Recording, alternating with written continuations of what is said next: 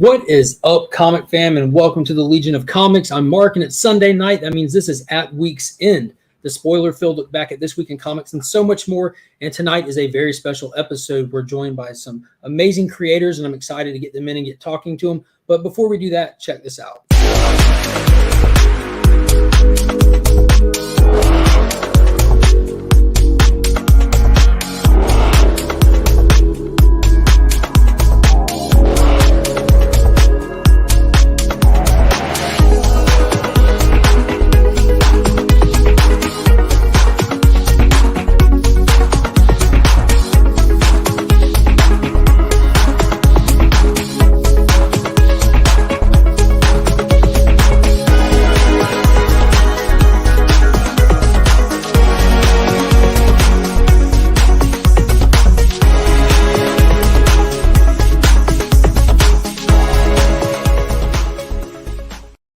Huge thank you to Big Time Collectibles for sponsoring the channel, as well as Justin Comic over on Instagram. If you need anything cleaned or pressed, hit him up. Use that promo code WeAreLegion and take advantage of that buy two, get one free special offer we've got running right now.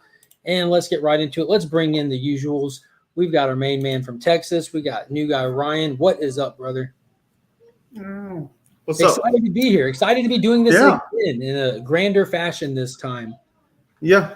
Yeah, it's been a very busy 2 weeks, and today is kind of the start of a pretty big break for me. So what a way pretty excited to kick it off with this. Absolutely. Well, let's bring in the third leg of the tripod, our heterosexual life partner from the Great White North. We've got the comic vet in the building. What is up? Man, what a night. I can't believe that a book that the two of you pushed me to read just a few months ago, that today we're here talking with the creators of this masterpiece. What a beautiful night. What a beautiful night. Let's go ahead and bring him in. Let's wait no farther. We got them backstage right now. And we got the writer and illustrator, co-writer and illustrator, creator of We Live, the man himself, Inaki Miranda. Hello. Hi, guys. Thanks for having me. Oh, absolutely. And we have the co-creator and co-writer of We Live, Roy Miranda. What is happening? Thank you so much for being here. Hi, guys. Hello. Well, again, I can't thank you guys enough for being here. Ryan and I had an absolute blast speaking with y'all about that first volume. We read it. It really struck so many nerves. It hit on so many levels as a comic book fan, as a parent. It just devastates you as a parent. Mm-hmm. And some of the topics that y'all are really speaking to in the book, it really resonated, and it lasts. It stays with you. And what an impressive first volume that it was so well received. That the story itself, the quality of the writing and the story y'all told drove that book into numerous printings, numerous exclusives after the fact, and even got y'all this second volume that we're here to celebrate and talk about tonight. So, again, thank you guys. Thank you. Thank you. Everything sounds really, really good. that's how I felt reading it. So, it has been a long wait. It's been well worth the wait, and we did have a little checkpoint at halfway. We did get the free comic book day book, and I would honestly like to start with that tonight because it's just kind of in order. So, where did the idea of that come from, and that group of characters that stand on their own? We had to do a story that we knew had to be self-conclusive because we had 16 pages. And we wanted to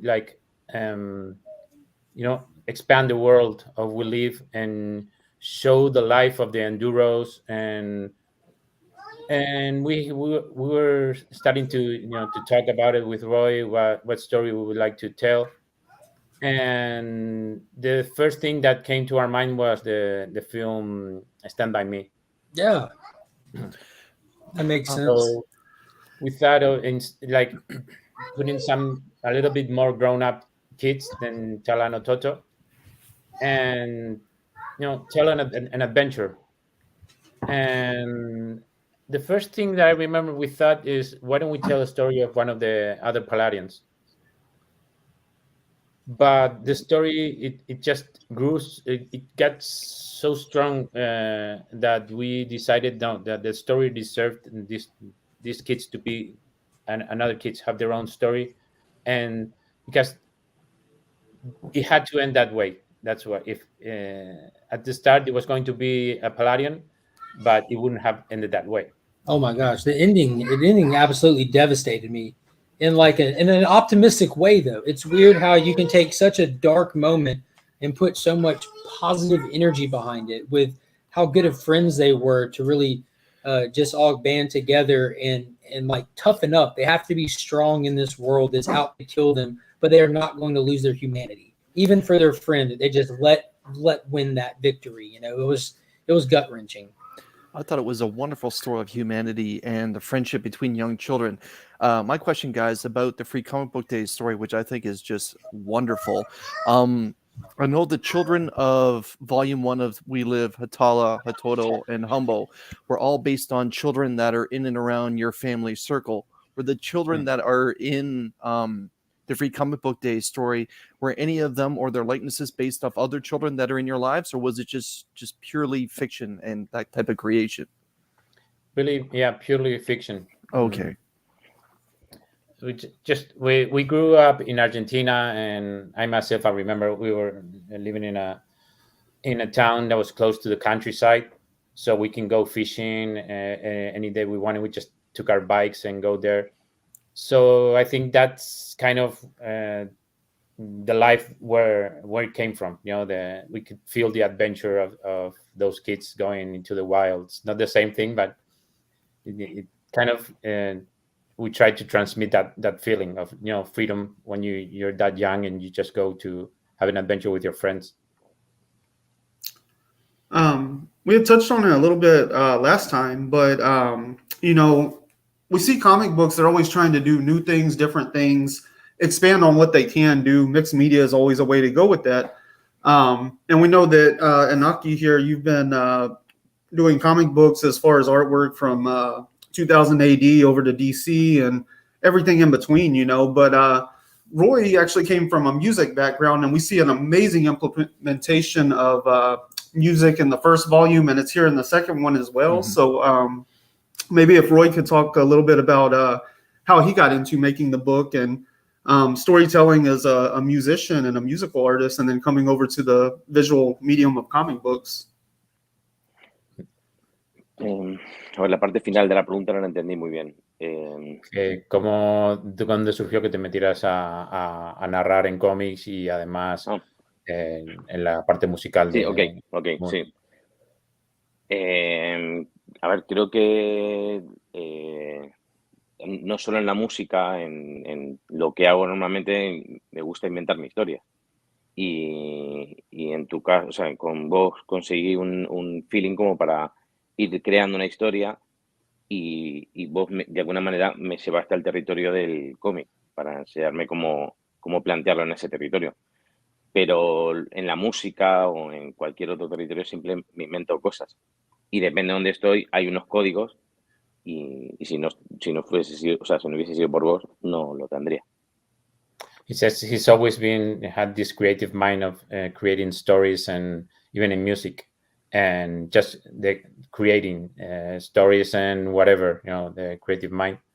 And when this the opportunity came up, you know, just when we started hanging out and started speaking about stories, that's when he kind of let himself be guided by me in the comics medium. So he implemented his creative, you know, need of creating stories and put it in the comic medium through my experience. And in the music part, it's kind of the same, just different codes.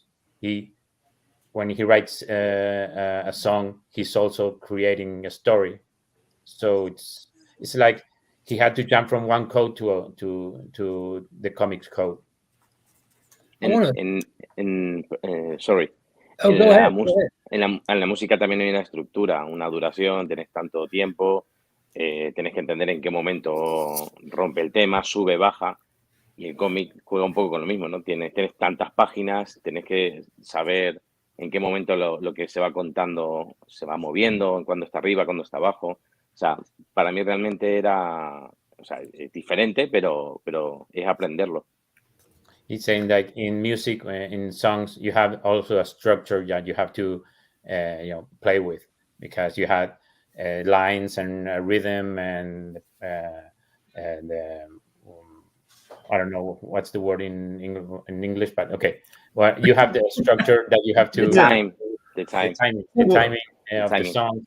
So he just had to learn new codes, but implemented it the same way. Where now you have pages and you also have rhythm, and you have to crunch things to make it fit. And Yeah. Well, I was just gonna add Scott Snyder in his classes.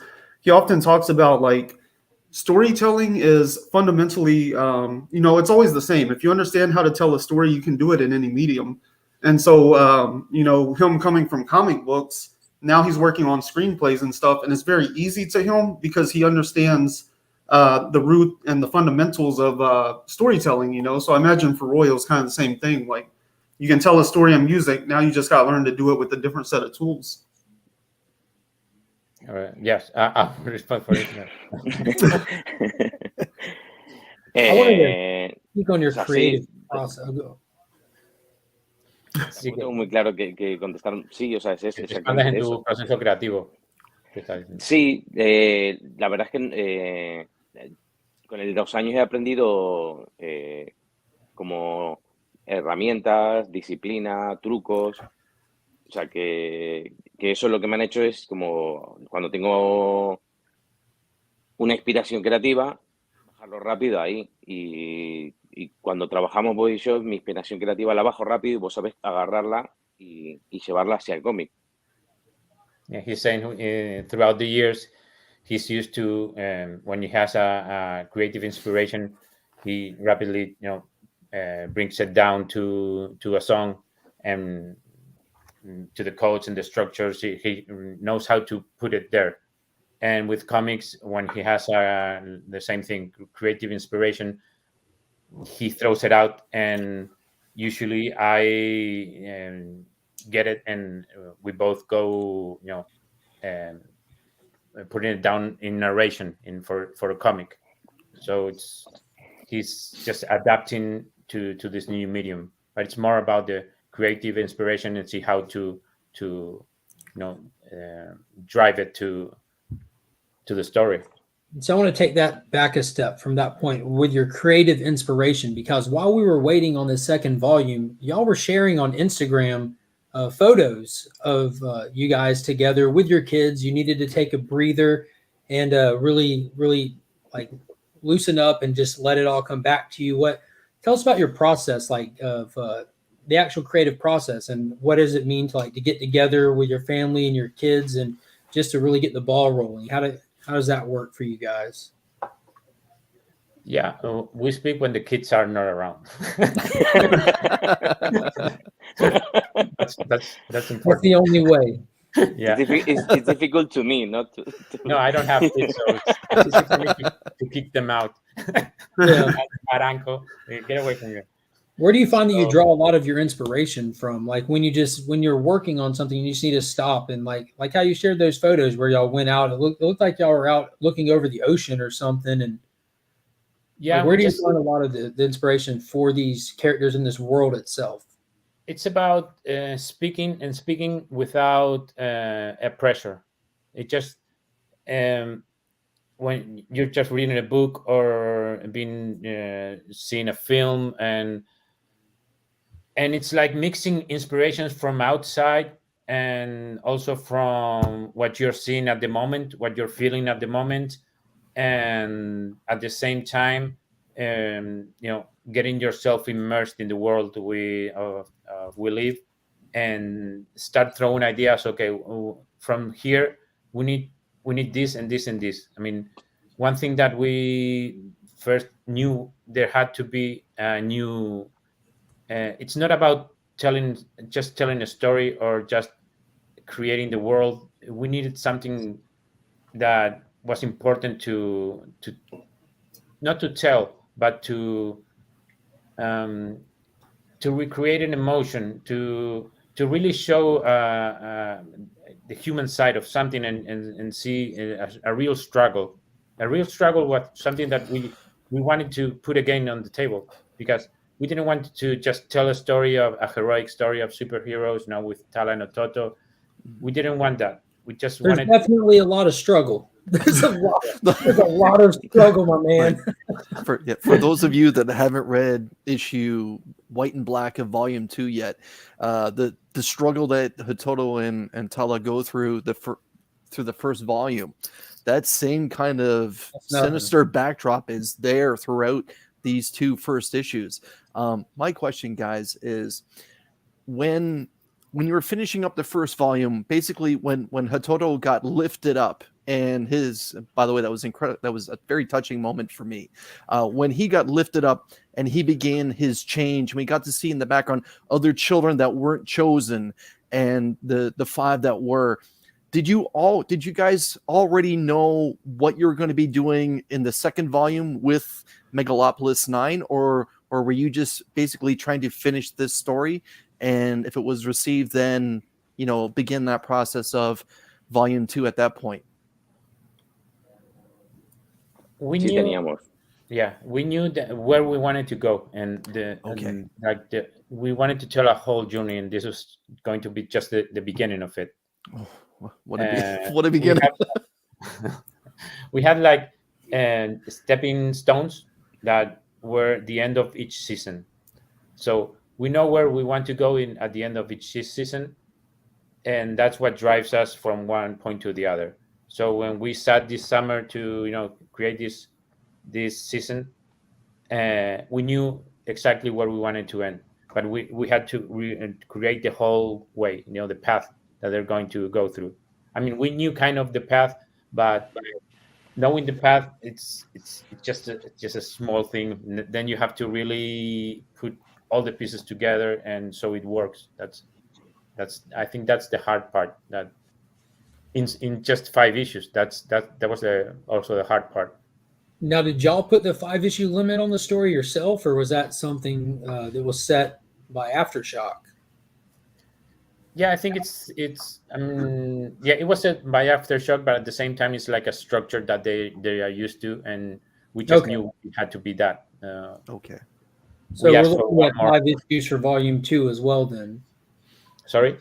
We're looking at 5 issues for Volume 2? Yes. So I like how y'all cheated then. Y'all... Technically, it is 6. It's 5 issues and it's number 1. That's all. We cheated. We said, okay, it's going to be 1 to 5, but we need 2 number 1s. and 3 number 5.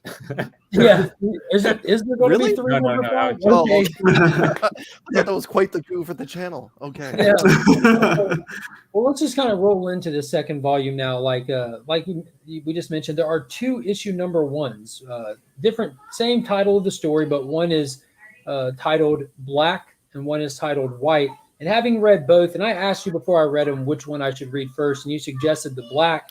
And I've talked to a few people who read White first, and it didn't necessarily click. And I read Black first, and it seems like it's actually meant to be read first. That's where we find all of our structure for our familiar characters. And it's the only book that we get a Humbo in, and really just kind of breaks down and explains the world. And I want to ask, why the 2 issues? Roy, ¿crees? Bueno, sí, esto lo sabes perfectamente, pero creo que hay una cosa importante, que es que hemos dado un salto muy grande de tiempo. Era importante en ese gran salto volver a restablecer todo la situación para el lector. Y era tan grande que era imposible meterlo en un único número 1. Y por eso propusimos los 2. Pero es importante lo del salto temporal. We made such a big jump from the end of Volume 1 to the start of Volume 2 that we needed to reestablish a new world, and not just reestablish what happened, but also the new rules and the new situation. So it really became too much for one issue, because and we're not also telling what Roy say about the new establishing the new world, but we also needed to tell the human part, not just the superhero part. So we needed a second issue to show the real struggle in the streets and by the humans, from not Yeah, just the superheroes fighting for the humans. We also wanted to show humans that really are fighting daily just to survive themselves. So that we couldn't do that in one issue. So that's why we asked Aftershock if we told the idea, and they understand it and said yes, agree. That it's not a gimmick. That's what we really needed, because it's not just one and another issue. It's not, we could have done 6 issues and 1, 2, 3, 4, 5, 6, but we needed this to be the start, the spark of what's going to come now. Yeah, So like you mentioned, it's definitely not, one issue one. yeah, it's definitely one solid issue, and it's cool seeing there's like 3 or 4 like very nuanced points where you can see where it overlaps, and one of them is Miss Unsweetened herself, Teresa, how she has that one phrase, even though it's in both books, but accompanied by different dialogue. I thought that was awesome. It's like a pivot point. I'm like, okay, I felt like it was that moment in Aliens when like the Clone Marines were like prepping to get ready to go just get killed. Like, we know this is about to go bad. No matter what they have planned, it's not going to go off without a hit. But she's like, I'm not going to sweeten it up for you. I'm like, dude, this is going to be bad. Yeah, it's just, and what we like to do that, and at the same time we needed to do that. It's that we rely a lot on the readers, because we know we're leaving a lot of things that you have to make your join the points, the dots, and just feel all the things that we're not putting in the comic. So, oh my God, yeah, and that didn't become more clear that this is an illustrator writer doing both parts than in the beginning of the Black issue, when Tala and Hitoto were still little in the storm, and she just comes by and snatches him by the hand, and as soon as they get inside, he cannot stop looking out the window. She has to repeat herself to him, gets the wet clothes off, and he immediately looks back out the window. There was so much in those panels. It just really shows like his fear that was not in the dialogue. I'm like, dude, you need to really pay attention to this book. It is, and I learned that from Ryan. He was pointing out so much nuanced art in that first volume that I'm paying attention a lot more in this one, and finding so much story in just the panel by panels of it. It's impressive. Well, and one thing that I really like in the first series is like Hitoto always felt like this naive kid, and Tala always felt like this beyond her years grown adult, and I feel like that continued over into this one as well. Like, Hitoto really has taken on this responsibility, and he does understand the weight of that, but he still has like this childlike nature about him where like he kind of wants to get back to that carefreeness, and Tala's still there as like the adult, like kind of guiding him, So I guess to make it into a question, like how hard is that to capture, as you continue to evolve their story? It was really, really tough. I mean, we had so many conversations about the psychology of Tala and Ototo, that how are they inside, what they're thinking. It was really, really tough. We had really 1,000 conversations, and where we put everything on the table. How would they react? How would they react now with all that has happened, when they want all that they've gone through? And at the end, it became easy. We spoke so much that at the end we realized, we spoke about this with Roy, that they started speaking by themselves. Like, we understood that we didn't need to get too much, dissect them so much. It's like they're human beings that we started to understand them from the situation, how they react, and what they said. So it's something that we started to feel them, and then we understood that they already were filled, full of emotions and complexities. and now we're starting to understand them because of how they just moved by themselves. It's really strange. Well, there's a Yeah. couple of questions, and I do want to hit the chat real quick because there are some questions coming up in there, and I don't want to lose them in the chat. But Pops Attic asked, where did the term Palladians come from? Yeah, Palladium is this is I read this long ago, so I may be saying something wrong, but it's from the Greek mythology, and in the city of Troy, and suddenly a big statue came from the sky, and as long as and that was as long that the statue was called a Palladium, and as long as the statue was there, the city was going to be protected. So we thought it was just perfect for this for what a Palladium is and the beacon, everything. It's just I as tell you long what, as it you have the definitely beacon. fit the first volume, but not looking too sharp right now. No, And one more question from the chat real quick. Mr. Taylor Winder asked, will the story eventually distill down again to tell a more personal tale? Or will it be more grand in scope like the first issues of this arc have been? yes. There's a lot of story to tell, but yes, it's going to get very personal. Yeah, I assume that we're going to be I can't help but remember issue 2 of volume 1, Simon's death, the most shocking tone-setting moment of that first volume. Like, okay, that's what kind of book this is. Of just about any comic I've ever read. I read it collectively in the trade paperback, and when Mark told me when I was reading this, he said, "Chris, take it slow. Do not power read this story. Take your time, digest it, listen to the music. Don't be afraid to go back and read a few pages." And I did. And when we lost that character, I actually had to put the book down for a day. And I was just like, God, like I actually messaged Mark, and I'm like, where are we going with this, man? Like they've lost their parents, and now they've lost their guy, the one man that's supposed to lead all these children to the promised land, and then it goes upside down from there. I'll be honest.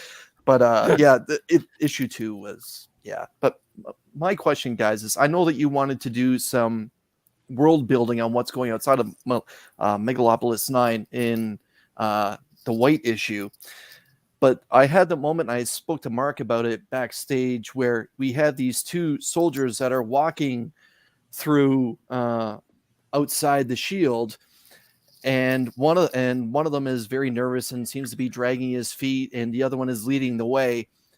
And unfortunately steps on top of a bus and has his foot go through. And let me tell you guys, this is an adventure story, but it's very horrific, because I was almost screaming at the book, like, help him. Like, I was screaming at the book, help this soldier, because he's in a whole lot of trouble, because in the background you hear his suit telling him what is happening to him. And then obviously back at the base, they're reaching out to him and saying like you're in trouble, and screaming at the other soldier to take the backpack and take everything that's there and run. And then of course we get to see that horrific monster, very, very beautifully well done, Anaki, but very sinister in the background, just like turning his head once and then just letting out this guttural scream here. And like we're in a whole lot of trouble. So my question is, like, where did this come from? like the whole this is the first time we've seen this type of monster. Like, how long did it take you to come up with this monster, and where's the background to where you wanted this particular soldier to be, like the one that was, dragging his feet, the one that was slow? Yeah, it made sense. The one that is slow is because he's a young teen, yes. And he's going just because they need his iris to open the warehouse. Yeah. So this is the first time he's adventuring outside the shield. So it was too much for him. He's just maybe 15 years, 16 years. Okay.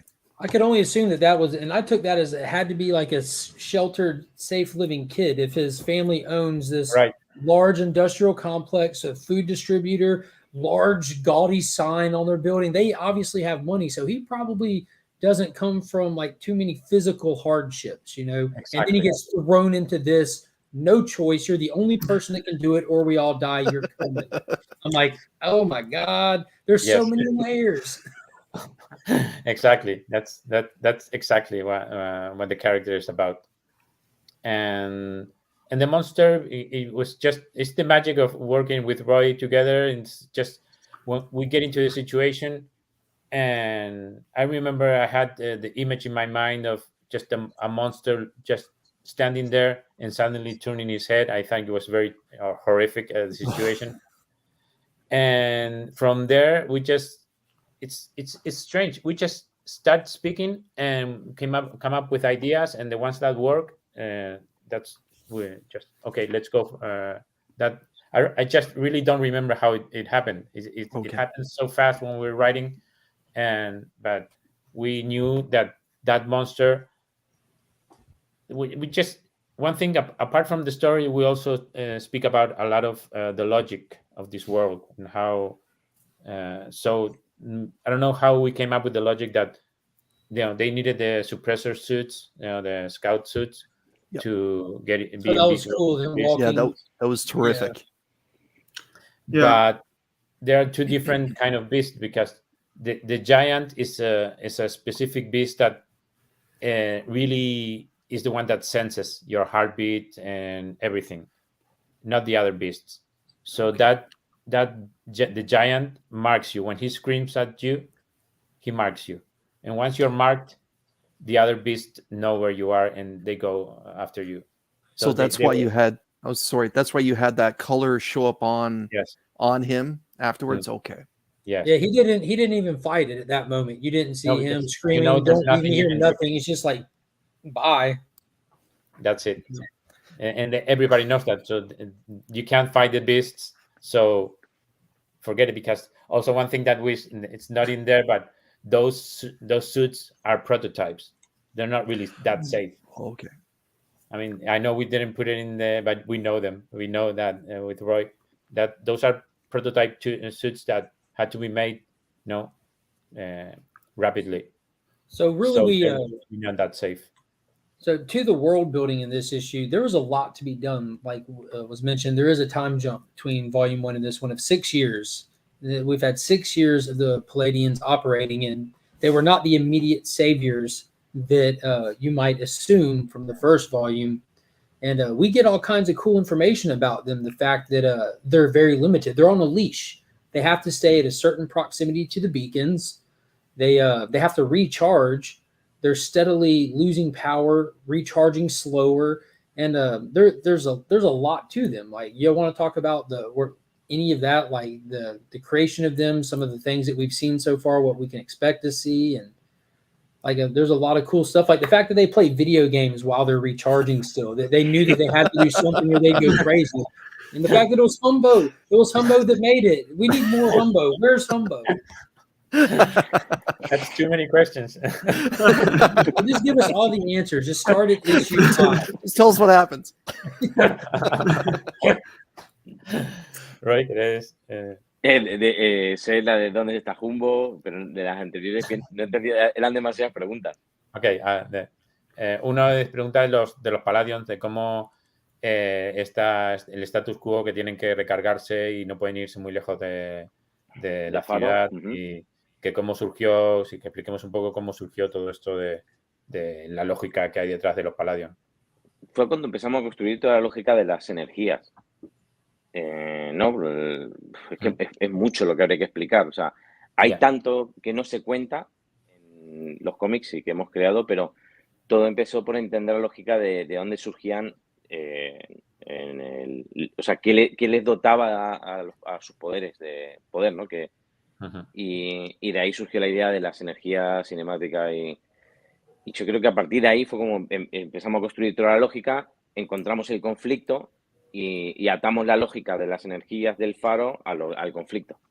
Yeah, it all started with when we needed to create the logic behind the beacons and how they're being charged, and so we created the underground grid of the energies that Someday we'll explain what's at the animatic and the constructor energies.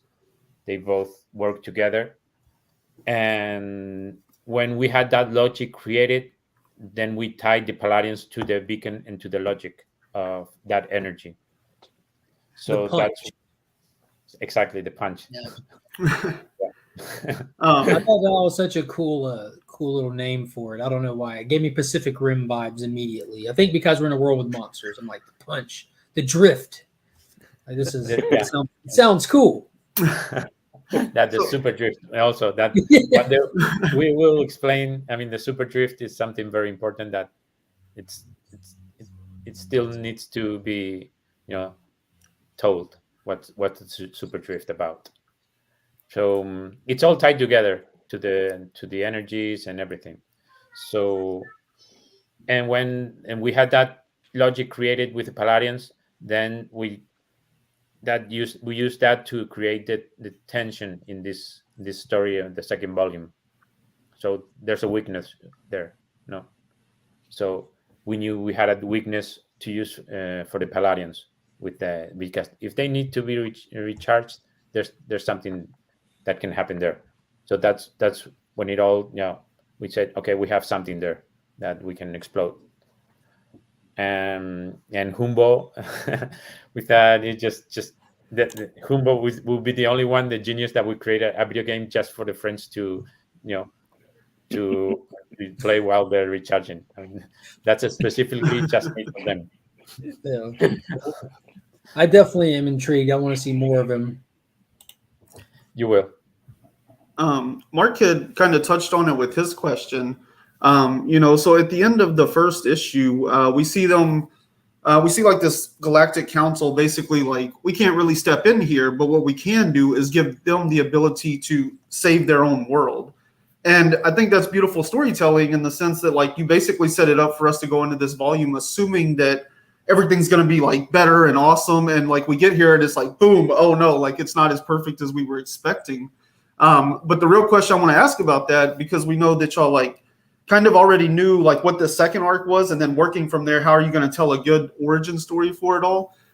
How much did that first story arc, after you had finished that, how much did that affect what you had already kind of outlined for the second arc and the third arc? Like how much has that changed since the initial concept as you finish out more pieces of the rest of the story? I think it's all. I mean, the central point of everything, it's what happens in the Salvation Day, let's say, when they are transformed. So that's the logic that we really worked on. That's where everything springs from there on, and there's a logic behind that, because why did they send the Palladian bracelets? So once we had that. And it's really, we know the path from there on until the end. It's something that, so we decided to go. We had the story of Talanototo until the end, but the main thing, the central situation is the bracelets. That's where the mystery is, and the whole story is created upon. So that's where it hasn't changed, because it's all because of that. It's all because of the bracelets and why they send the bracelets. So we're still getting like a pretty pure vision. That's awesome to hear. Yes. No, that's not going to change, because we really tied that a lot. Yeah, I like how you talk about that too, like having the central logic that everything has to flow back into. I think that's why this is such an effective story to tell, because like I think everybody that I've heard talk about this book is like, this story like really pulls on some heartstrings and relates to what we're going through in the real world. And I think that's why, because you have like such a strong sense of central logic to always come back to. Yeah, I think it's just, I think sci-fi, that's what it's all about, really. You create a logic that's different from the reality humans live in, but you really do that to tell the reality that we're living at. It's like a metaphor. So it's creating a logic, but you go back to our lives as humans. So real quick, I want to take this back to a question before I lose it. Wayne Beamer asked for Roy and Inaki, how do people relate to your main characters being kids and they act like kids? And that they act like kids. I think he's asking, like, how do you capture the essence of a kid and, like, portray that so well? I think it's just because it's looking at kids, Mm-hmm. and you keep it simple, and you really don't try to tell your thoughts as an adult through a kid. You shouldn't do that. You just really understand how a kid doesn't have any layers. He just says what he thinks, what he feels. And also when you study a kid, there's you don't have a conversation with a kid really at that age. You just see what he wants to answer to and what he doesn't want to answer to, because he just feels to say whatever he wants to say.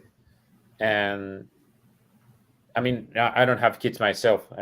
Roy has, and I see I as an uncle, I see them. So it was really something that we both understood. It really had not that much of a problem, because you can really tell how a kid is if you just let them be free. You can see that in every Miyazaki movie. He's just he nails. Or in my living room. Yeah. My question, guys, in the first volume with Hototo, we basically see him go through just 3 types of emotions: incredible excitement, incredible fear, and incredible heartache. In this first series with volume 2, we get to see Hototo change a little bit, and now he's not sleeping at all. It's almost something that's bragged about, that the dragon never rests, he never sleeps. Are you guys going to expand on the fact of what Hototo is going through, that struggle that he seems to be, dealing with, where he almost seems to be off by himself, and it's only Tala that seems to be communicating with him thoroughly?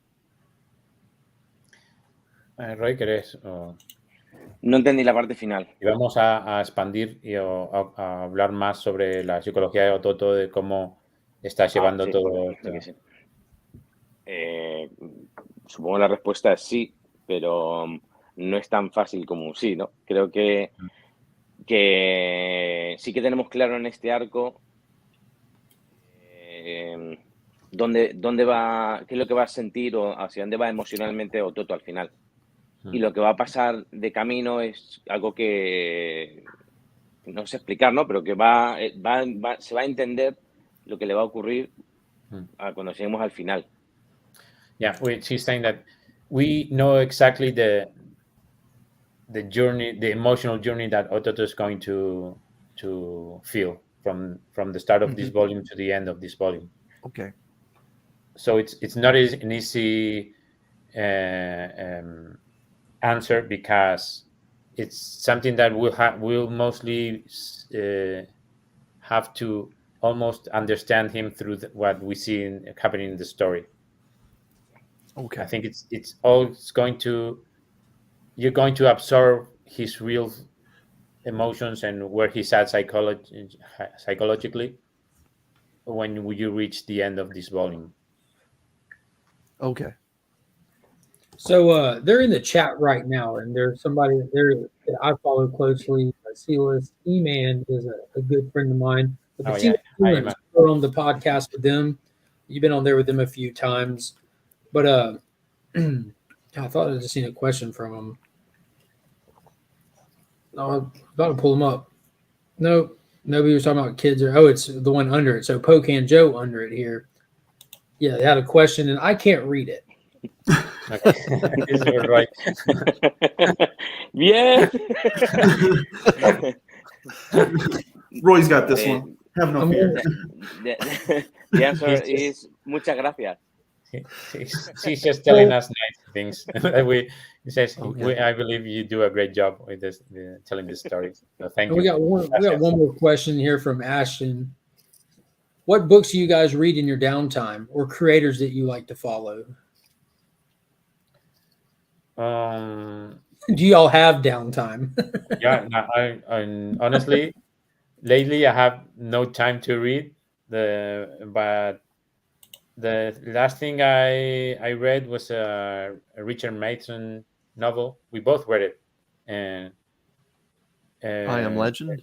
called no, that's another one. That's I think he's one of the greatest storyteller, and this is the journal of the I can't remember the name in English. It's a cowboy movie story. It's journal of the of I don't know what days. I can't now. I don't know the name in English right now, but and that's the last thing I remember reading. Maybe we could piggyback that with an even better question. You guys have created quite a hit series here. So at this point, like, what is the time investment for you guys? I'm sure you like have this big Bible you're working on to like kind of structure this whole universe you're building, and you're obviously you just created the second series. I'm sure you're working on what's coming beyond that. So like, how much of a time investment is this for you guys at this point? Yeah, we really have tough days because I have to just drawing each issue takes me a lot of time. So and Roy has a job on his side. He's working as a creative director for a company. So and he also has concerts, and so we have to take advantage of the days that we can meet and talk. And right now, because we have everything in our head of what we want to happen, it's mostly just sit down and break it down and make it work. So we just really, to be honest, we use like how many days a month do we write, Roy? Like una semana. Yeah, a week, but not all together. It's like 7 days. That's what we have to in a month to write. Realmente hablamos tanto que yeah, we speak a lot apart from that. No. So did y'all have a deadline set for when the second volume was like that y'all had to work toward, or was it kind of on y'all's own time? Like when y'all were ready, then they'll set the date for it. And it was both things, but at the end, time caught us. It's like we had things in our personal life that we just couldn't work for a couple of months, and things started to go lower. But yeah, once we had the launch date, we just had to mostly because of me, because I have to draw it. So we need the scripts so I can sit down and draw it. But we ate most of our time already. Paul Rogers asked, was it Shadow of the Sun by Richard Matheson? No. I can. Everyone's going to be trying to guess now. I'll say it's journal of something. Let me see.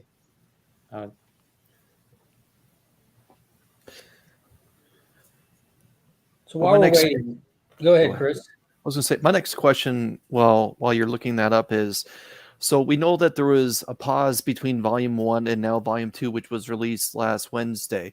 How much time did it take you to illustrate the beautiful out-of-body that we had in between the two? And that's, by the way, a story that the three of us collectively thoroughly enjoyed. And we just couldn't get over how vibrant and colorful out-of-body was to just look at. And so how much time did you have to spend to put together that season of books? I think it was 6 months that I dedicated to those 5 issues. Yeah, that's it. Journal of the Ganyos. I was going to tell it. That's my LCS owner right there. I knew he was going to get it eventually. He literally works in a store with comics games, and 50% of the store is novels as well. So he's probably back there going through the books. Yeah. So yeah, that was really fun to do because it was a unique take on the the astral near-death experiences. Yes. So had a lot of fun with the coloring, not the coloring myself, but creating that colorful world and speaking with Eva about it, and that was really fun. It's just I needed to do that until also it was clear that Willie was going to continue. So while I was doing that, it was like a kind of suspense that we were living through, that just checking the sales to see if it's going to go forward. Perfect segue. Absolutely perfect segue. So with We Live Volume 1 hitting those numbers that it needed to get you that second volume, that series, it gained its traction as it went on. It really exploded after issue 5. Like, people just word of mouth talking about how fantastic the story was. Given that fact, it's almost a guarantee with the pre-sales of issue 1 of this volume. Have y'all already been greenlit for volume 3? I mean, it's a given, right? I think so. I mean, we didn't have that conversation, but we're There's no assuming way. that yes, because I mean, when you reach issue 5, there's no way we need to continue. I mean, there's no way you can close the story there. There's no way. So People are going to kill us with if we volume one, there was no retailer exclusives for issue 1 of We Live. It was just what went on shelves.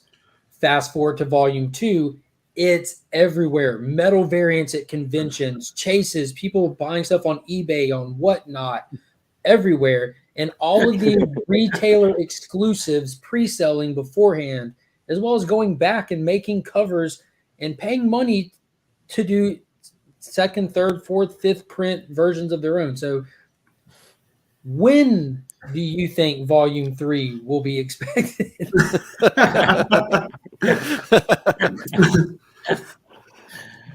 when it's expected, volume 3, that's what you asked? Or Yeah.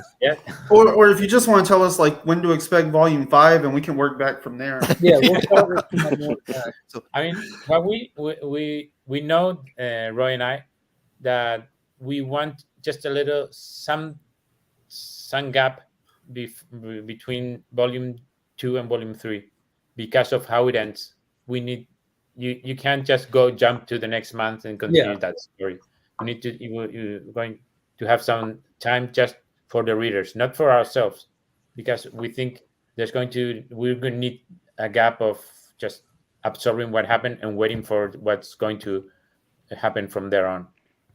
Yeah, and you got a channel member here, Nick's Kicks and Comics, giving you guys praise, along with the awesome art and storytelling. The addition of the soundtrack was a fantastic idea, and I do want to mention that because that's Roy's specialty area right there, is the music aspect. And let me tell you something. I have the YouTube channel for We Live, where y'all posted those minimal animations of the soundtracks. I'm still subscribed to that from the first volume. And a week before this series dropped, I started getting those notifications, and that first song went up, and I'm like, oh, I'm right back. I'm right back in the headspace. So Roy, do you want to talk about the music going into this one a little bit? Sí, creo que el trabajo en el primer volumen nos ayudó mucho a los dos en ver bien cómo trabajar con la música, ¿no? Para el cómic. Y creo que en este volumen está siendo incluso mucho más enriquecedor trabajar la música para los dos.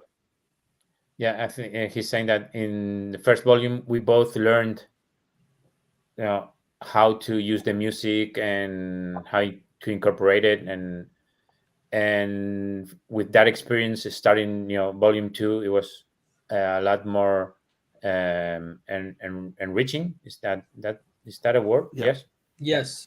Enriching for us, and because we now we control what we want exactly, and because it's like now we play more than first. It was experimental.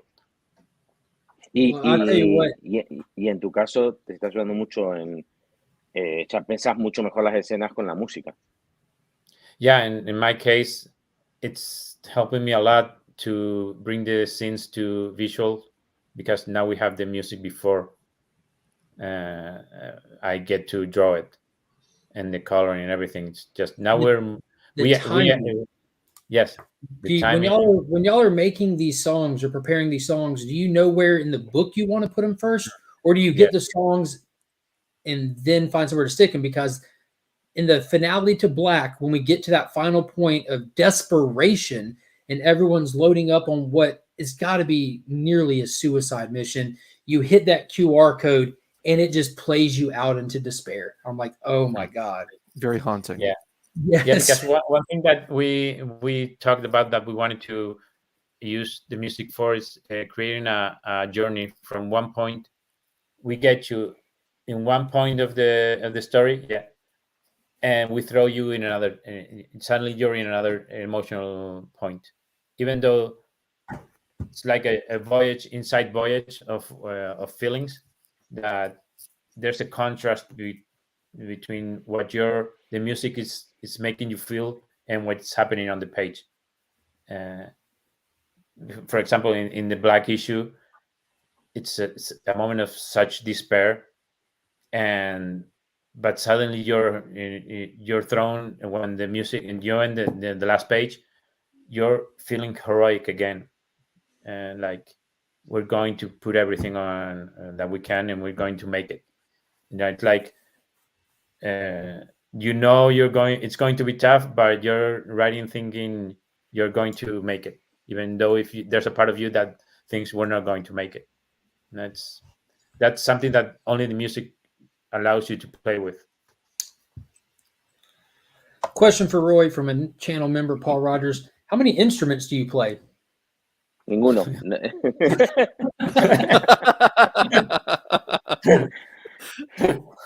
Just my voice. We work with musicians. I work a lot of time with musicians, and I know the codes. But I don't play any instrument. All right, and straight into it, Roy. Again, I can't read that one. It's all on you, brother. Me gusta el salón, la sensación relajada de la canción. Bueno. ¿Cuál es el salón? El salón. You mean I don't know if he says he likes the living room or the room. I don't know.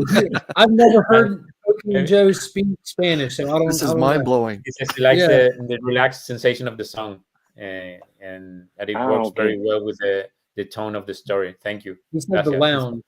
Lounge. Okay. So I don't know if that's a question or just a. No, it's just telling us. Thank you. Okay. So I have just a strict yes or no question, guys. At the tail end of both issues of White and Black, we get to see Megalopolis 9 go from an 80% shield right down to 36, I believe it is, instantaneously, and then it's all-out war for those next couple pages. Are you guys going to touch on why that happened, or is it now we're just moving forward into a different, or we're now beginning the journey because of what happened? Yes or no? Yes, because that's where they're going. They're going to the Blind Lands, and that's where it happened. The Mother so we're going to know what happened. Why is that? So we will find out why it happened. Yeah, it's interesting to see how the dangers of nature that we saw in the first volume actually evolved to continue to be a danger in this. We have cities with huge shields, so we have huge monsters. We have the power source for the heroes, for these humans to survive, comes from under the ground, from the punch. Now we have the Mother Cenotes. That's an underground threat that keeps fracturing it. So nature in this story does not want humans to survive, and it shows. Like, what do you have against humanity? A lot of things.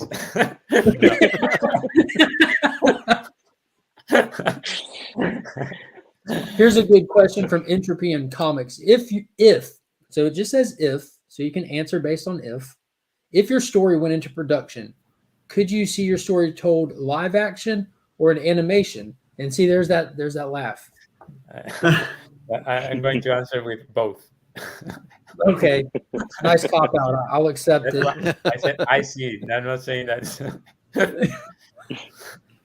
Yeah, I would love to see it in either way, and Déjame. I would love for it. I'd be happy if it just stays in comic book form. I'm passionate about comics, and sometimes going beyond that, it doesn't necessarily cheapen it, but it doesn't necessarily add any value to the stories either. So I'm perfectly happy with it being in books. Things don't always translate as well as they seem like they would.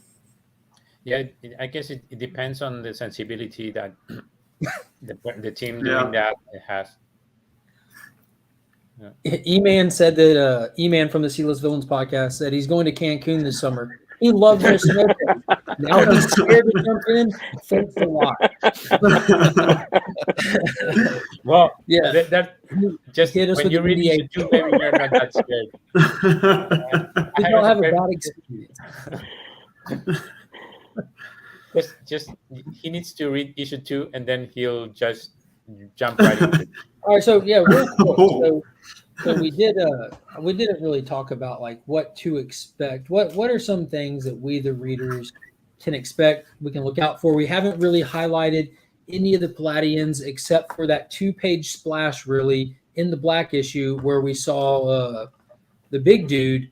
Like, I'm still trying to get all their names down pat, but the big green guy, we saw him just fly up and vertically slice that giant monster Thunder Wave.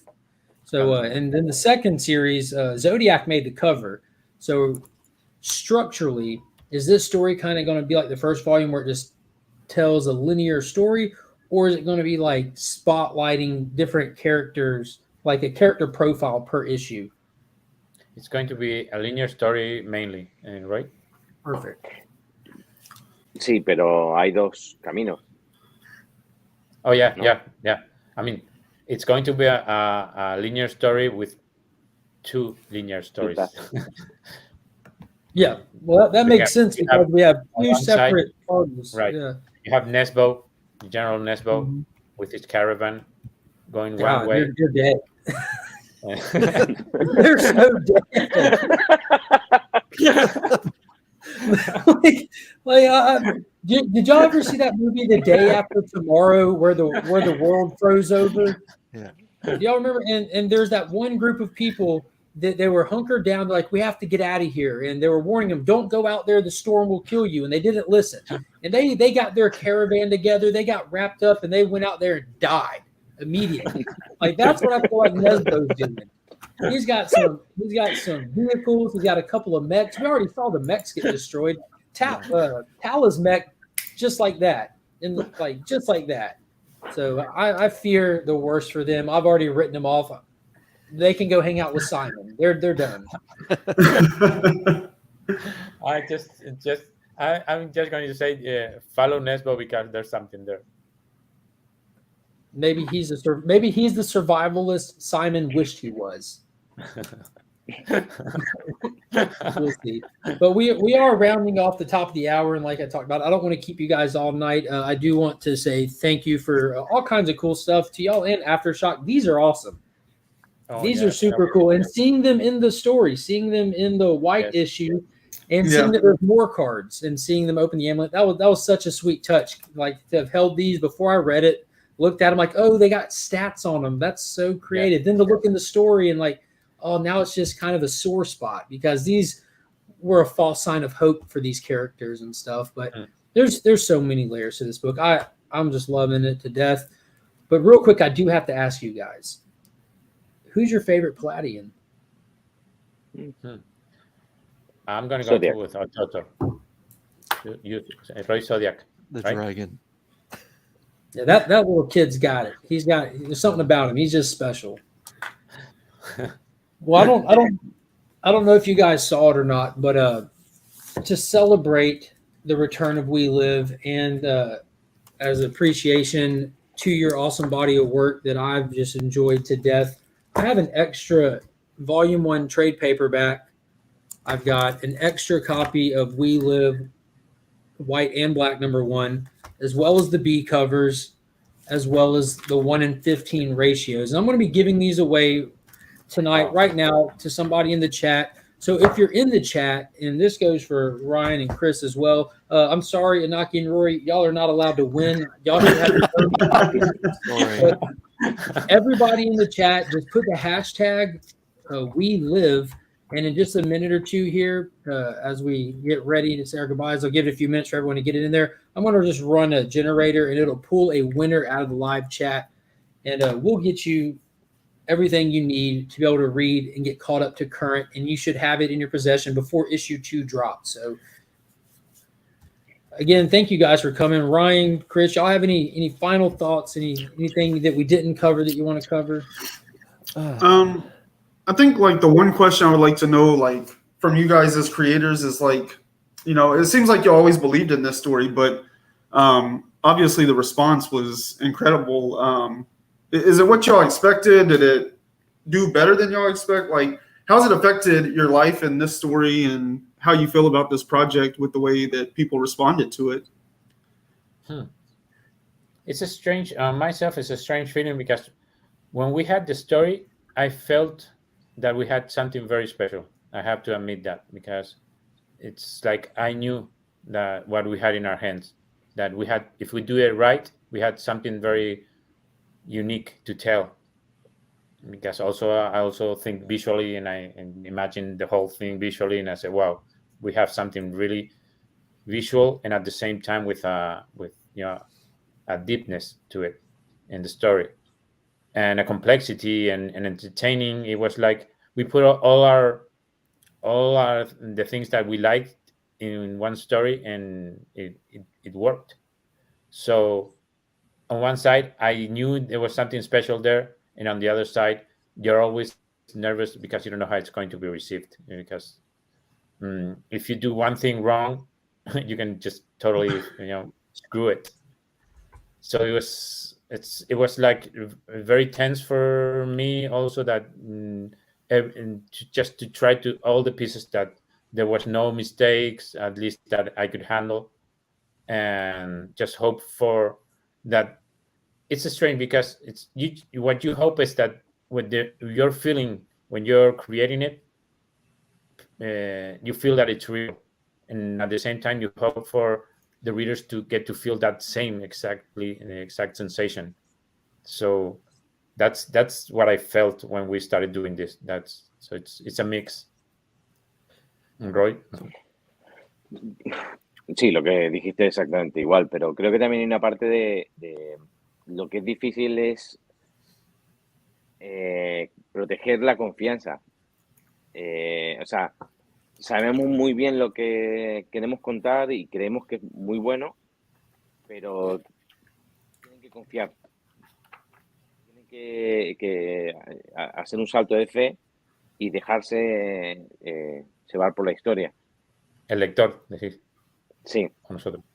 He's saying that it's something apart. Also, what I said, and also that this requires a leap of faith from the reader to trust us, what we're doing. So it requires also to believe in your confidence when you're telling something, and hope that the reader gives you that that jump of faith. Yeah, leap of faith to what you're doing, and believe that you have something to tell. That's that it's difficult to put it on words. Like, you have to ask also something from the readers, because we're confident on what we're doing, but at the same time we need the readers to believe in our confidence on this, and that every piece that has a logic, and there's a meaning of what we decided to put there. Chris? So my last question, guys. One of my favorite parts of the trade paperback is that you guys expose a little bit of your personal lives by saying who the children of these stories are based on. I see Noah is the basis for Tala. My question is, guys, how did the kids receive this story? Did you let them read the comics? Did they enjoy it? Like, were they happy to see themselves in the comic book? They enjoyed Simon's scene. No, I'm just kidding. Que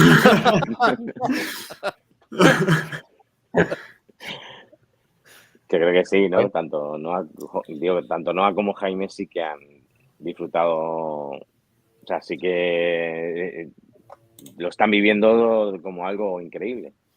Yeah, mostly Noah and Jaime. Jaime is humble, the kid we used to, our nephew. They're really enjoying it, and they're really freaking out with it. And so, and as Yeah, a it's gonna be side kind of note, surreal. yeah, yeah, and as a side note, that's something that I don't think Roy's okay with me saying this. That Noah is it's almost. I mean, she's starting to be, and she's a great dubber, dubbing actress.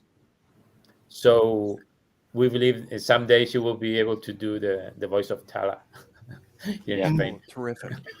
And I've got one final question as well, and this is actually from my channel sponsor, Justin Comics, who does the cleaning and pressing for comic books and stuff. But I was talking to him earlier today, and he wasn't sure if he could make it.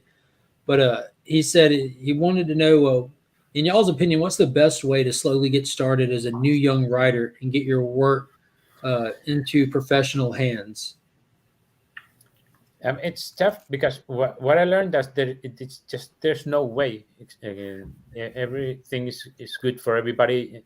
It's what my personal experience and what I learned from my path is that the path is your path. What I mean to say with this is that just be patient, and do what you want to do.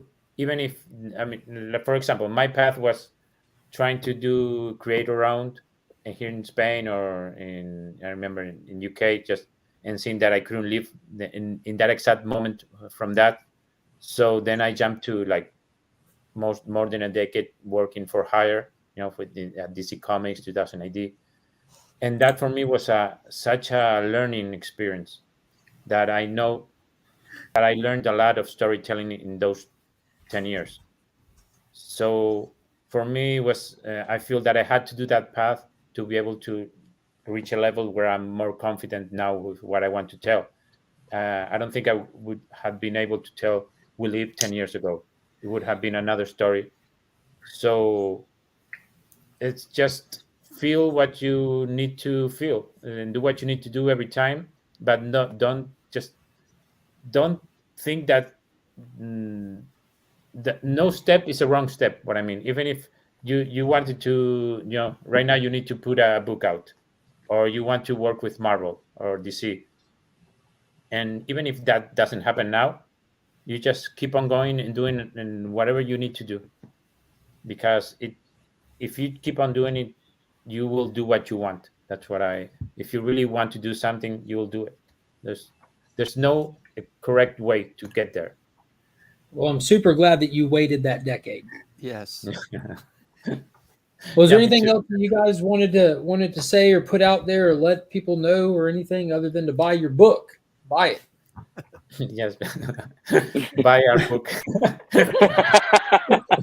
Yeah, one thing that I'm guessing whoever listens to this right now knows, but we found that a lot of readers didn't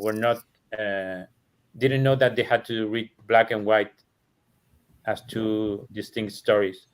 I've seen that there's to read black confusion there. Sorry? And to read black first. It makes a difference. Yeah, and read black first, but mostly read both, because if you jump to issue 2 and you haven't read both, you're going to be kind of lost. So please read both issues before keeping on reading the next one. Come and take it. Oh, real quick, last thing. I'm so glad you mentioned this, Ashton. This was something I was thinking about beforehand, but I don't come into these prepared. I just come in and just spitball it. Y'all are going to have a Cgc signing event. Oh, yes. And we're going to be in Philadelphia next month in the convention. I think it's 7 to 11 of April. Yeah, I think that's the dates. And then we're going to be in Orlando in June. I think, June. Going down to CGC headquarters for an in-person signing event. Both brothers, Roy and Inaki, will be there. Go to CGC's website and be sure to look at all the details. It's actually a fantastic price. I've already looked all into it. It's $80 for both signatures on a book, encapsulated, fees, all that good stuff. It's actually a fantastic deal, especially for a double signed book. And there's remark options if you want these fantastic people to draw on your books. They will do it. Do not miss this opportunity because, as you know, they are international. So it's not very often you get this opportunity. So I'm definitely probably going to be sending something in to get it worked on myself. I know that Justin, who I mentioned with that question, he's already got some books that he'll be sending as well. People have been reaching out and just excited about it, talking to me and everything. So I'm definitely looking forward to that. And thank y'all for making those arrangements to make that happen. Yeah, and thank you for telling it. I mean, yeah, absolutely. It'll be getting shared on my Instagram and everything as well. When it comes to stuff that I really enjoy and passionate about, I push the hell out of it, because I don't do it with tons. I push a lot of stuff, but some things I push really hard, Like with the first volume of We Lived, I do a spoiler show. This show is meant for spoilers, and we refuse to spoil that book for over 6 months after it came out until he read it. It was worth That's how waiting good for. these guys are to me. They make fun that I'm from Canada, but in the end, they're really good guys. But I am a pusher. I'm in fact a pusher. Normally for DC, that's where my passion is. But every now and then these indies get me. So let's go ahead and run this giveaway. I want you guys to get to enjoying the fun and see who wins this. I'm going to pull up this little thing here. Giveaway tool, and it should be up on the screen. Is it showing? Yes, it is. Yes. All right, so we got a bunch of entries, and let's see who wins that big set of We Live. Fingers crossed it's in the States here, but oh well if it's not. And the winner goes to Spain. Average Will Comics. There we go. Congratulations, Average Will. All you have to do to claim your prize is PayPal me $50. I'm just kidding. Hit me up on Instagram. If you don't follow me on Instagram already, the link to my Instagram is in the description of all my videos. Or if you know either of these two guys on the panel with me up here, just message them and they can get you to me. But congratulations. I'm excited to get these to you. I hope that you already have them, and I hope that you enjoy these, and then you pass them on to somebody who doesn't have them. The point is to get these in the hands of people who do not have them. So help us make that a reality. So guys, I appreciate y'all being here. I'm not going to waste any more of your time. Thank you. I'm looking forward to a third excuse to do this. So appreciate it, guys. Yes. Volume 3. Volume 3 coming soon. All right, well, you guys have a good night, and until next time. Thank you. Thank Thank you all. Thank you, guys. Well, that was fantastic. Definitely enjoyed having them here. It's gonna be hard to review books now. I just kind of feel like I got a hangover coming over. Again, thank you guys to everybody who is in the chat. If you're a channel member and you're upset that you did not win those books, have no fear. I have the exact same set of books going in the Legion loot this month. If you're a channel member, if you look down in the description, down in the video or whatever, after that subscribe, it says join. Hit that and read some of those. There's 2 different tiers. Read those tiers. See if it calls out or speaks to you. If you want to become a channel member and participate more in depth in the channel and get entered to win that monthly Legion loot box. It's sponsored by Big Time Collectibles, so I pack it in with exclusives from Nelson over at Big Time Collectibles, and I always add a bunch of stuff into it. I try to make it themed or relevant to what's going on. And this month it's going to be We Live. There'll be the trade paperback, A and B covers for both, the incentives for both. And because I love my channel members so much, I'm throwing in a free comic book day as well, which was not included in the giveaway tonight. So you'll have a 100% complete We Live story to read. Granted, they're not floppies, but I ain't coming off my floppies. I'm not even selling them. I got 2 complete sets, and the subsequent I ain't doing it. There's a CGC signing coming up for them to go to. Exactly. Again, that free comic book day story, that was just a great short story about just humanity and friendship amongst children, right? Just when you think this one couldn't tug at your heartstrings anymore, then they come in with 16 pages like, oh no, we're not done tugging on your heartstring, guys. That's just great. Well, we definitely appreciate the positive feedback, guys. It was fun hanging out and talking with them. My God, Great job. Great job of both brothers. You guys killed it and made it enjoyable for sure. Yeah. It's like we were talking, and this is again big credit to Ryan. Like it all goes to Ryan. Like me catching the series at drop, as well as just the whole concept behind just hanging out and talking, and just instead of prepping questions and all that. And it's too easy to overthink things and just let them do all the work. They're here to talk about their stuff. They know what they're talking about. But I appreciate everybody who came in today. I don't even know where to go from here. I don't want to go to comic news because there was some really unfortunate news that dropped. We're going to get to it. William Hurt passed away today. Yeah, tonight. What? Yeah. General Thunderbolt Ross himself passed away at the age of 71. For me, it was very surprising and unfortunate. I don't know if he was suffering any health issues or anything. I don't know what the cause of death was or anything. Next step is to review books with the creators. Yeah. Can we just talk We Live? Yeah, I'm definitely happy to get into it more in the whole at week's end style and everything, because there's a lot of little nuanced stuff, and I didn't want to sit there and review their book with them. They're more than familiar with their book. I just wanted to hear their thoughts more. But yeah, and Jeff, I definitely appreciate you being a member. And just like Paul Rogers, some people got multiple accounts, but Jeff is definitely a channel member. I appreciate the support. Mad Spidey, had you won, it would have definitely made it to you in Australia. And that is a caveat. If you are a channel member and you win anything on the channel, you're getting your stuff. I'm sending you your stuff, bottom line. Now, don't take this the right way, but if you're not a channel member, I might ask you to help out with shipping, especially if you're winning like a really expensive box of books. It doesn't hurt you're still in the good, but I haven't asked anyone to throw in for shipping yet for anything. The last package went to India for a channel member.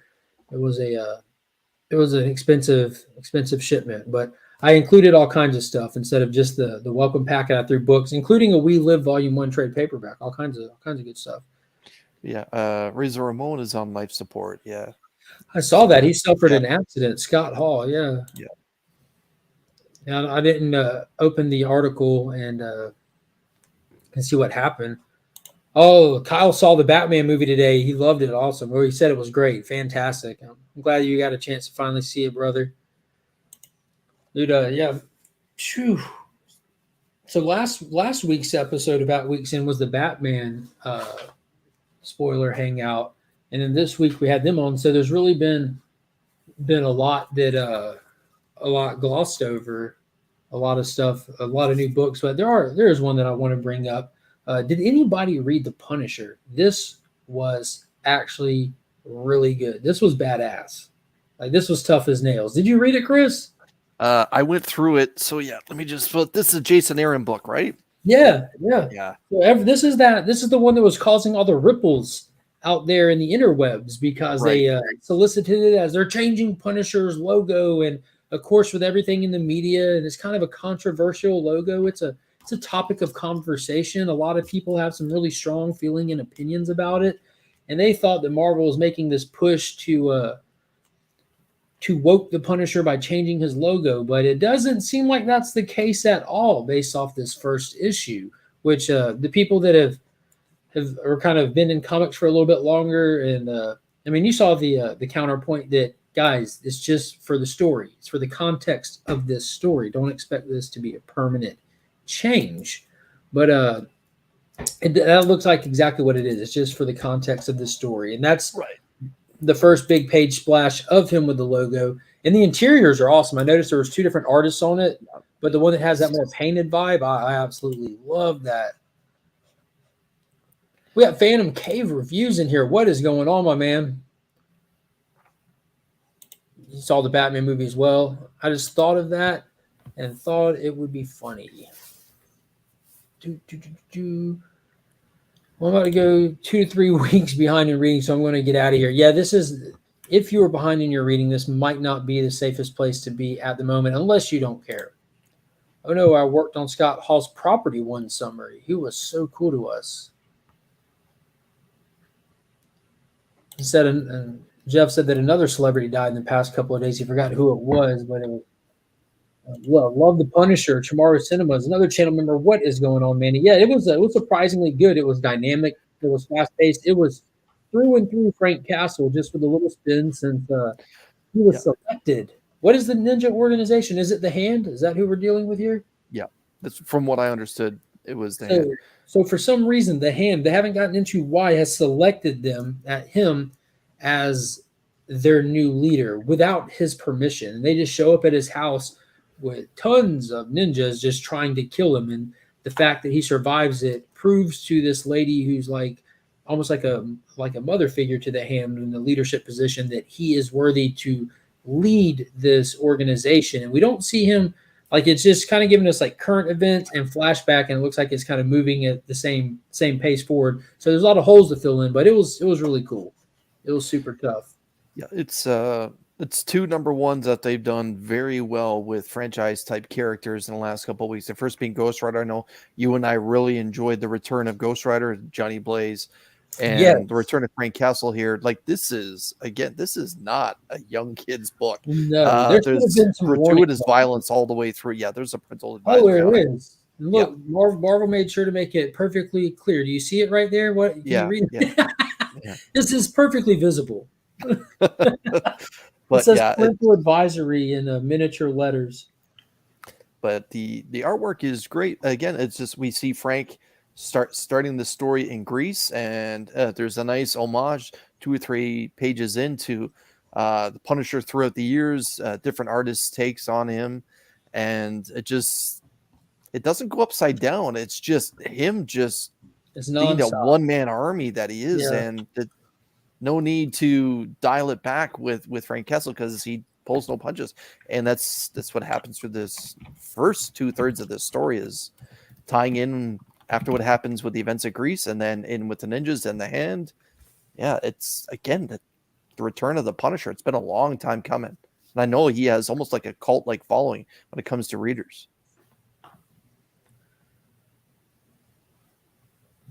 And like Pop mentioned, it looks like they're sending Frank down the path that Logan has taken before. They let Wolverine go through that whole like samurai era, and traversing but it was cool. It was definitely an awesome take. And we talked about it previously when they posted those initial photos of Frank Castle with the new logo. The new logo did not faze me. I never assumed that this was an intentional or permanent shift. So I didn't even notice, I saw it, but that didn't catch me or trigger me or whatever. First thing that I noticed, the man didn't have guns. He had katanas on his side. I'm like, when did he learn how to be a ninja? And he didn't necessarily. He's just a tough SOB with some sharp sticks. And, he knows how to kill is the bottom line. Frank Castle knows how to kill. And that's why the Hand kind of targeted him as their new leaders, because they don't feel like anybody has more successful body count than this guy right here. And that's what the Hand is all about. And there's some dialogue in there talking about kind of like their vision of the world, why they do what they do. And it was pretty powerful and scary. They are psychos. And I'm kind of wondering why he would agree to take the position. Granted, it looks like very Batman Begins, how Ra's al Ghul brought that farmer in front of Bruce Wayne, who was a thief and a murderer, and Bruce refused to kill him. In this book, Frank kills him, along with the other 20 thief and farmer, whoever that were in front of him, tied up and on their knees, just lobbing heads. I'm like, this is insane. And he says, have more ready tomorrow. I'm like, dude, what's going on, Frank? But then we get the big kicker, the big twist. The book does end with a twist. He after all these events, he takes off his armor. He goes to retire to his room where he has his vest proper sitting there up on the wall. It can be grabbed and put on at any time. It's not going anywhere. It's there, ready to rock and roll. And he lays down in bed next to Maria, his wife, who died, who is the reason, the death of his wife and kids are the reason for him becoming the Punisher. And it kind of insinuates that death is not the end, and that's how they got him.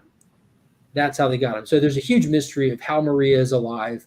Is this pretty much is this mission that he's on against his will, and he's just pushing through it because of her? What's the deal? I'm excited to find out. He delivered a strong first issue.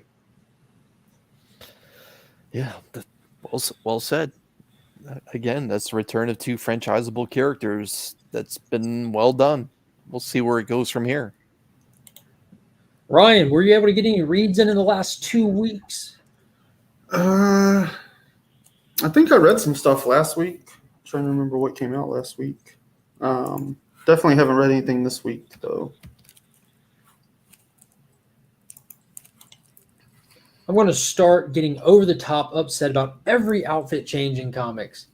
That's not this shirt. This heart has no teeth. Yeah. How dare you change an outfit in comics? How dare you? I think that they should be a very strict no outfit change rule, and Nightwing should go back to his first outfit. I don't remember this kind of outcry when Peter put on the black suit. Like what? I don't remember that, but I remember when it went back to the red and blue, people welcomed it, and then we got Venom. So yeah, and Jeff said he has heard that there is a new logo coming, but it is just a rumor. Just a rumor. He said nothing written in stone, and also made the point if it is a new one coming, I hope it's better than this one. And I couldn't agree more. I wouldn't want this logo to be permanent. It's obviously has ties to the hand, though. Yes. You know, it looks very martial arty. You know, very ninja-esque. But I don't want to see a new logo. I mean, that's the Punisher. Like, you can't change it. I don't want to see a new Superman S unless it's like the Kingdom Come S, or when he was an energy being, he still has the S and it's just tied into the story or the character at that point. So if that's a good point, though. So if the Punisher does come out at the other end of this with a different mindset, could he still have the skull just slightly altered? Like, think of, you know, Kingdom Come Superman, perfect example. Still the shield, but just kind of the line through it versus the full S. You know, it's still recognizable as Superman. It's a very powerful symbol that kind of speaks to that story specifically and that Superman and his experiences. When you see it, you kind of go into that mindset. I wonder if they could pull that off for Punisher or not.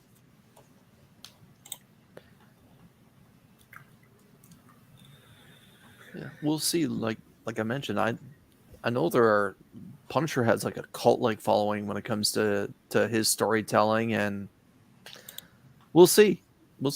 It's my only question is the people that are making a lot of noise about a potential logo change for the Punisher.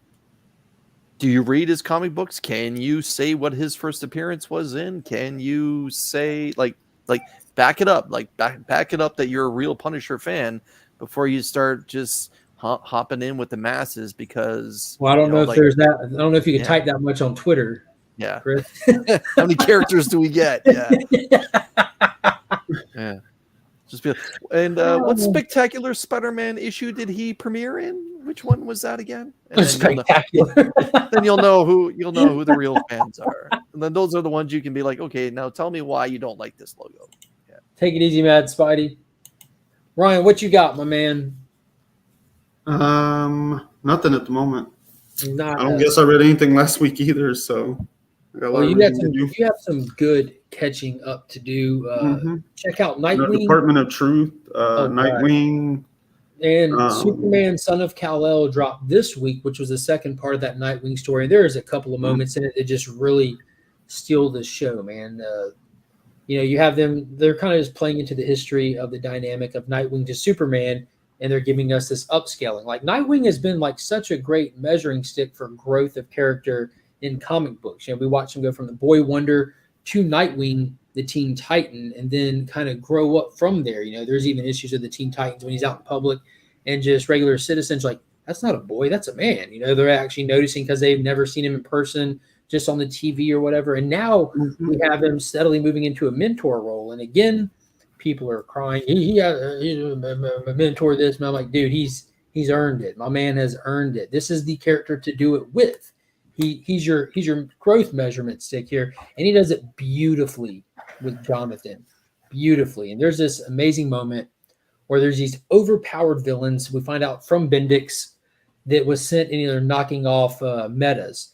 And they get on the case, and Nightwing is up on a roof being used as bait, and they pretty much grab him, get a hold of him, and they take his tools from him and throw him off a roof to his death. And then they kind of boastfully say something and look over the edge of the building, and you get this beautiful panel of Nightwing with his hands behind his head, kicked back like he's in a recliner, falling with a smile on his face, and right next to him is Jonathan flying up in his dad's famous pose with a smile on his face and just decks him. I'm like, oh my God. Oh my God. There was such a moment, my man, dude. I'm That's excited for awesome. you to check it out. Yeah, I'm excited to get caught up on that one. I was ready to throw the book. I'm like, yes. And it's those moments that really deliver it. Like, again, it's weird talking about and reviewing comics that there's such a division on, like the people that read it that love it and the people that hate it that actually don't read it. It's kind of weird how that works out. Like, but it is so well done. I got to pull that. Strange trend. Yeah, there it is. Like, yeah, the pose in the background is what's priceless here. Yeah, they thought they were doing something. It was timed well too. Like, big kudos to the layout, because you get tossed on this page. He gets tossed. They're talking big King Kamehameha, and you turn the page to that. Like, get some. That's awesome. Really cool. Excellent framing. Definitely good stuff. 7 Secrets dropped this week. Blew my mind. I think it was like it's issue 15. So we're not quite to an arc finale, but we find out some major stuff that with the secrets. We have Amon. The bad guys are on the run through the Stargate, and things are looking dire for them. Casper's mom starts to come clean with him finally, and we get the loss of Titus, who's been a character since day one, kind of competing with Casper to be one of the secret holders. He takes a death blow, and as he's slowly dying, Casper hands him his case. The 7th secret says, "Here, you're a holder now," just to kind of give him a win before he passes. And Titus kind of dies holding it. And his mom tells Mark, "We got to go. Let me get the case." She goes, "Don't worry about the case." And like, "What? What's up?" She goes, "Just open it. It's empty. It's time you know the truth." He goes, "What? It's empty?" She goes, "You're the 7th secret." And there's like, "Ooh, ooh." And if you've been following this, like, there are so many of these reads this week. It's just, you're ready to throw the book in excitement. You're like, this keeps getting better and better. It'll take a few issues that are just kind of evenly paced, smooth, just kind of moving the plot forward. It's paced like a movie. You have those scenes that just have to push the plot and the narrative, and then you have the big hits. And this was a big hit issue. Like, you're like, oh my God. That's what's up. I still need Ryan to read that. I think that it would be one of his top reads. Like, you're like, this is one of the best books I've ever read. It would be up there. Just like that. Just like that. In that voice. I've ever read. I'm so sorry, Austin. I feel like I built up to it a little bit before I said it. So I haven't read any of the issues, but that actually entices me that much let me more. tell you something. On Wednesday, on your show, Chris, when we were showing off what we got, just hanging out live, and Digger Jim was on there, him and I both said we picked it up, haven't read it. And as soon as we get off the live, not 20 minutes goes by, and Jim's messaging me, "Oh my God." And he hit me with that quote, "You are the 7th." I'm like, "Jim, is that a spoiler?" You bastard. That's how exciting it was for people who read it. Like, it's like, I've got to talk about this with someone immediately. Hit us with Sometimes it'd be like that. It does. It'd be like that sometimes. Thank you, Iggy. Sundays are spoiler days for sure. Right. I completely agree with that. And We Live did not deliver those oh my God moments like that, but We Live did an amazing job of really setting the stage. And like I kind of lightly mentioned on with them, those little nuances, there's so many that, because I read them both back to back, like in excitement from getting my hands on them. And then I went back yesterday and just slowly went through Black. These 2 issues, these are not books you can read once and put down. This is going to be yes. This is true. I'm not going to say it's a slow burn, but there's so many layers to this, right from the trading cards that are exposed in the story to the general giving commands and back and forth. There's just so many things that you may miss going through it once. It's just one of those great movies where you go and see it, and in the middle of the movie you have to hit the washroom. So I had to mention it to him, and I knew I'd forget some stuff. The opening quotes, the opening image. Yep. There's a full-page splash of a tree burning. And, do you have them handy, Chris, to grab one of them? I'll grab the other. Yeah, I got Black. All right.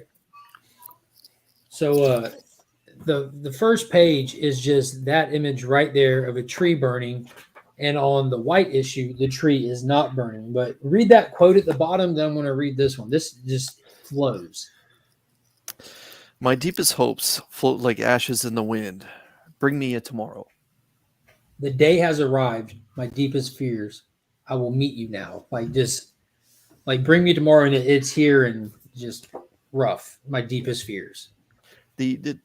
For me, there was a couple of those like, oh no moments, like the Tala getting in a whole lot of trouble, and I guess we're gonna have to call him Dragon from at this point, but Hatoto showing up as Dragon to save her, and he's not supposed to be there because it can kill him too.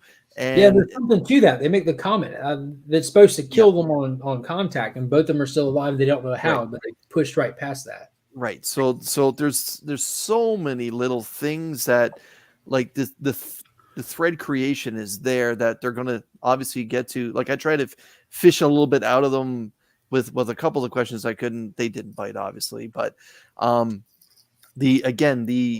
whole foot through the top of the bus scene, and then that soldier, or I'm just calling him a soldier, but getting exposed by the giant, and then just you see these legions of monsters coming in on him, and you're like, oh my god, help him, oh my god, do something. And the kid that shouldn't be there is frozen in fear, but eventually does what he's supposed to do, literally 2 steps ahead of the monsters arriving and literally just ripping him to pieces. And it's just like, oh my goodness. They're called scouts. The foragers and stuff, they're called scouts. They have those cool little airplane instruction things in the back of the books. Like, I just went and double checked the propaganda ones. Yeah. I was thinking in my head foragers, but they're called scouts. All right, here we go. I just checked with Paul in the chat. So number 2 only has 1 cover, no incentives, but there are cards. So that's awesome. So be on the lookout. I'm hoping to get. I'm pulling double copies because I have a double set for number 1. So I'm trying to pull double copies of number 2. I want 2 complete runs of this because my oldest daughter is big into it. She's big into it. She's hopefully coming to stay next weekend with me and sit down and read it. And we're going to sit down and try to stay up late and play some hero clicks. Like y'all are in for it. I'm telling you, I'm back in. Like, that Superman one looked pretty good though. Full on fandom with the hero click stuff. I'm itching to play. Yeah, I did get one more Superman. So I went to another LCS here in town to see if they had any, and they didn't have any boxes or anything, but they had a little Tupperware thing with a bunch of loose ones for $1 a piece. And I did grab this Superman one here. And I got to tell you something, like picking out of a bin directly the ones you want, it's actually not fun. Cheating? Buying booster packs blind, that's the way to go. It really cheapens the experience. But yeah, it's a card for the Zodiac. So that's the one character that's featured on the cover as well. Mark gets multiple copies to hand out at meetings, and they all pick a character and read it like a radio show. We don't talk it. Now y'all know what we do when we're not live. Good job. That's all backstage. What is going on, Dave? Mark Spector Comics is in the house. So yeah, definitely good stuff. Another thing I do want to point out, I don't know if Iggy is still in the chat, but a series, I think, Chris, you picked up some Red Room in the past, didn't you? Yeah, I picked up issue 1. Okay, so this is issue 1 of the next series, right? So this is issue 1 of Trigger Warning, right? But I have the Free Comic Book Day Red Room, but I haven't read it, and I probably won't. I picked this up. I'm not going to read it, but I picked it up because our guy Ignacio himself, his art made it into the book. So I definitely got to show that off real quick. So in the back, he's still here. He's saying that's his Juniper right there. Very cool. Ooh. So congratulations, Ignacio. Yeah, huge congrats, my man. So I thought that was awesome. A big shout out to Cole from the Comic Burrito for making sure that all of us were aware of that. Because when I got to the LCS Friday, I got my Wednesday books on Wednesday this week. My pops went and picked them up, and I found out about this on Thursday during Nick's Kicks and Comics Two Nerd Dad show. Cole let us all know during that show. So Friday when I went, I made sure to check, and this was the last one on the shelf. So I'm like, yes.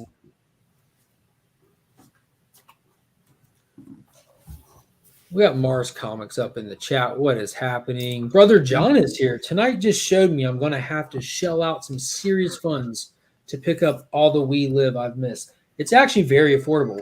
Yep. Unless you want the floppies.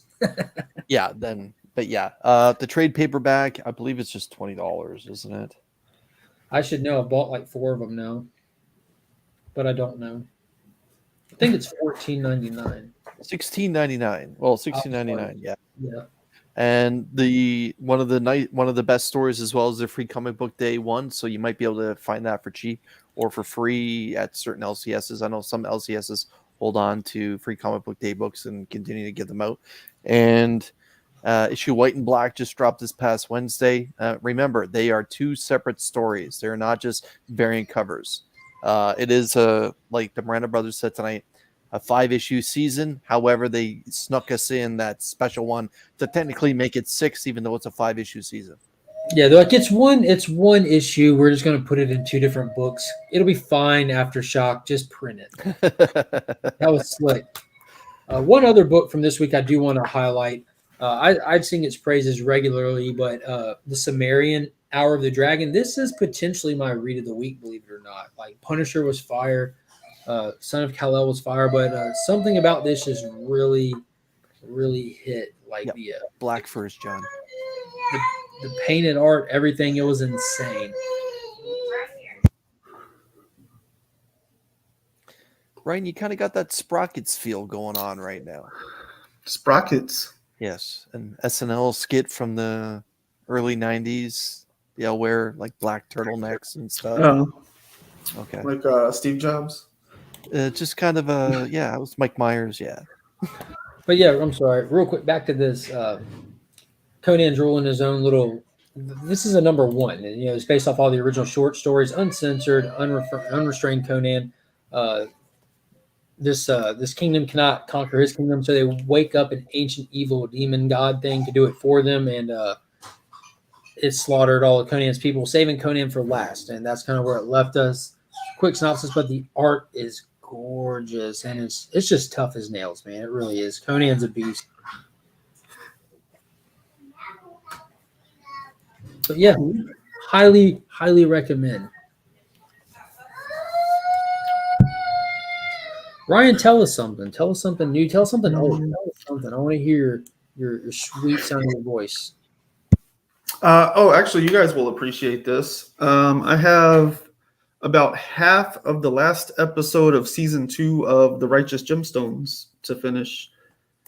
And man, the way that last episode starts, dude,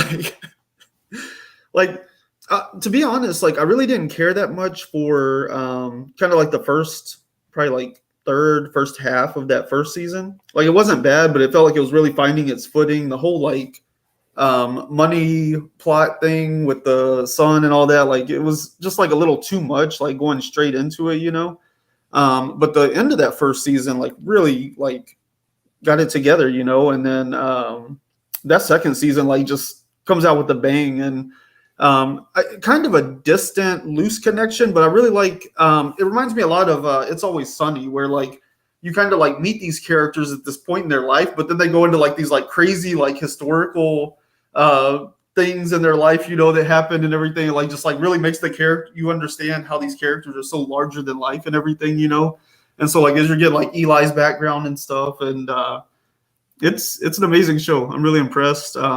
Walton Goggins, man, like I love that dude. I recognized him the first time in Hateful Eight, and like everything I've seen him in, I'm just like, holy crap! Like this guy just like is always willing to go to 11, Yeah, check him out in Django as well as Moonlight. Yeah. He's good in that.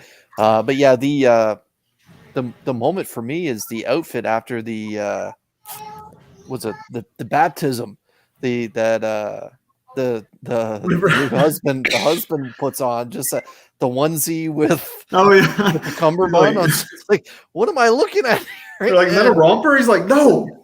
And I'm like, And it's short. And it's yeah, it's all that like what have you fuchsia, become? like fuchsia. What color would you even call that? It's like the bow tie and the short shorts, and It's like not even a good shade of pink. this is Baby Billy is by far my. I just like Walter Goggins. Like he's Yeah. a great actor. I Walton. just finished Walton. Goggins. Yeah. I just finished watching Justified again, all 6 seasons of that. I binged that over the past. Is he in 3 that? weeks. Yeah, he's the main character opposite Timothy Oliphant. Timothy Oliphant okay. plays. So they whole premise is like these guys in Kentucky came up together, worked minds together. Raylan Gibbons went off to be a U.S. Marshal, and Boyd Crowder went off to be like a crime boss for his respected area. And it's just a chess match between the two of them for 6 seasons straight, and it's just a fantastic show. It's like I watched Reacher. I was in a show hole. I'm like, I need to watch Justified again. Just tough, unapologetic, good stuff. He was terrific in Sons of Anarchy as well as the prostitute transvestite, like just and like Sons of Anarchy. They could have wrapped that show up in 2. They could have shortened it by 2 seasons. That's a great looking card. That's Paul just sent me the cover and card for the next issue. There's the card, as seen in issue 1 white. Yeah, I'm currently watching Sons of Anarchy right now. I went straight into that after Justified. If you watch my YouTube shorts, you probably noticed that when Finland and Monkey were opening HeroClix, Sons of Anarchy is playing on the TV behind. The show probably went on 2 seasons longer than what it had to, but again, like Walton Goggins, pardon me, was terrific as the transvestite that's in that show, and like John just said here, he can do He can do He's anything. terrific actor. Over and over. And he's just so good. So underrated, you know. He was also in the second G.I. Joe movie, which was like considerably better than the first one. Retaliation. He was also in Ant-Man and the Wasp. Mm-hmm. He was in Predators. Yeah, that dude's amazing. Take it easy, Phantom Cave. I watched all of Sons of Anarchy. Absolutely hate that I did. So I've watched Sons of Anarchy up through the season where they go to Ireland, and that season when God, what is Jax's kid's name? Abel. When Abel got kidnapped, I'm like, I'm completely not interested. All of a sudden, they kind of jumped the shark all the way to Ireland. Yeah, big shark. Holy crap! Here's cover 3. Oh, let me biggie size it. Boom. Oh, that's cool. Oh wow, That's dope. that's the one that was playing the video game. They all were. Well, the one that made the comment that I forget. Warmonger, whatever his yeah. name is. Yeah, he was green. The youngest kid of them all. Unless this is somebody in one of the mech suits, because see how they're piloting something. I wonder if that's somebody inside the mech suit. You remember how Tala had somebody flying her mech that she was able to jump out of to jump into the punch, and that person got decimated. It's slaughtered.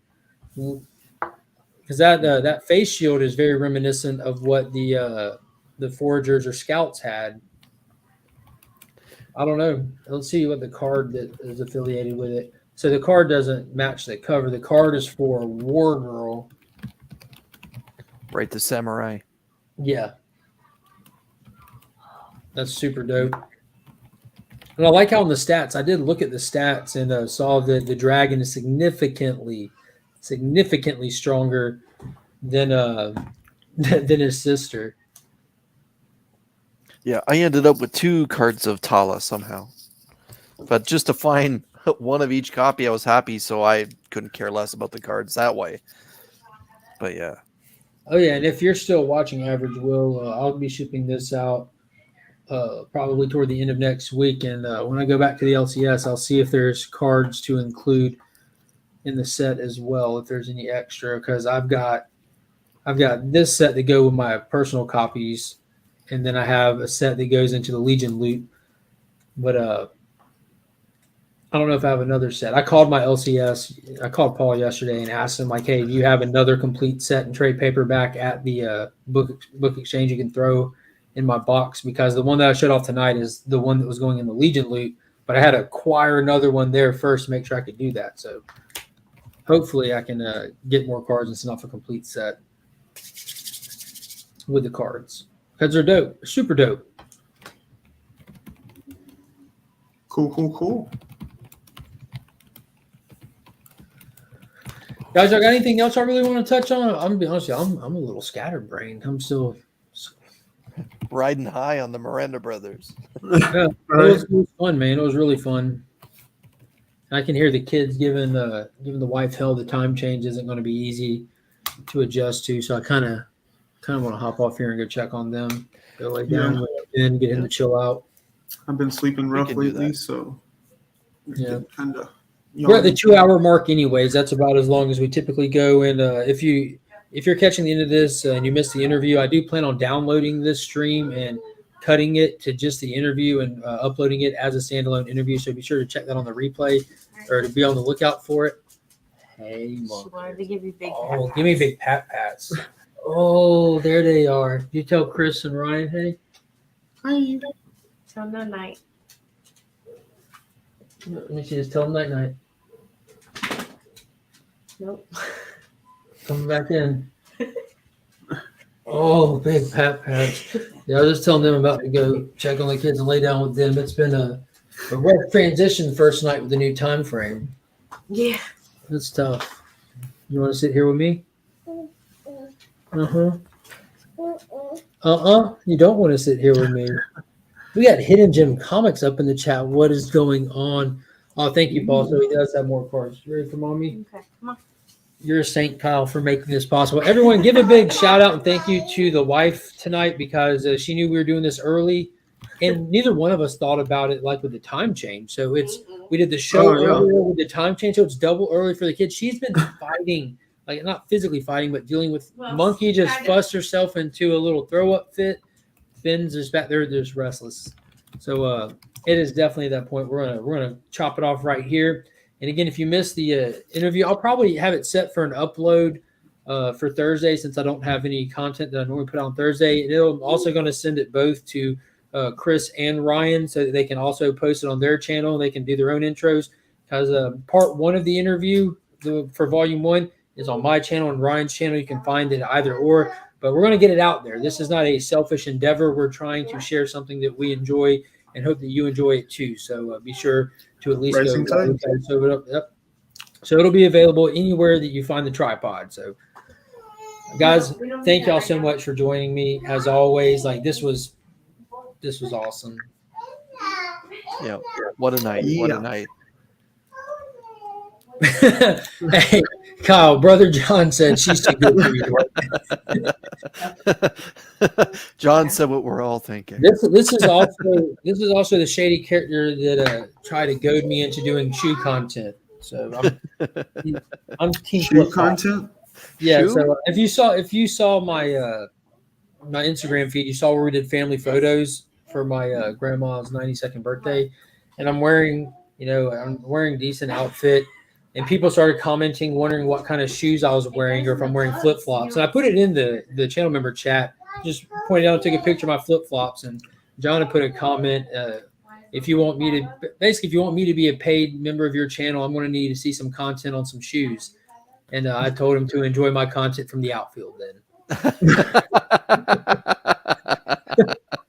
I was thinking about doing a short of just a bunch of shoes on my feet, just play balls, and just for John, and then he can be a channel member and we can both be happy. I appreciate it, everybody. Thank y'all for hopping in. You should end the show with a statement, good destiny to everyone. Well, I'll let Chris do that for us then. Gentlemen, ladies and gentlemen watching tonight, this has been an incredibly special episode of At Week's End. And good destiny to everyone.